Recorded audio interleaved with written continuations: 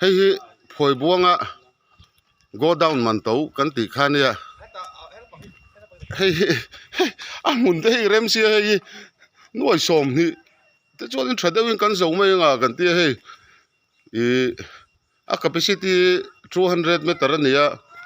hetiang ang hi warehouse som ni le pakhatan sa chu nuai sang thum le zakwa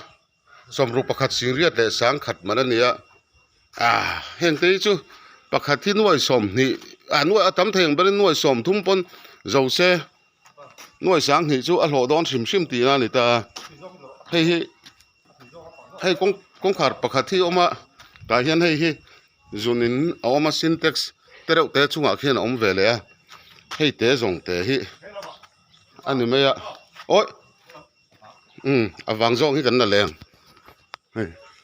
hetiang te chu kalpung thara chuan ni se hetiang hi chu zachuang kan sa thei don ti na ni khai ani in ani lo reng ma he huna kan han kala khaya za thak jok fit som thum vel ani nge som thum som liang a pong ai la he chu noi som thum te chu kan zo don sim hei zong hi te me so ta so din su din om boka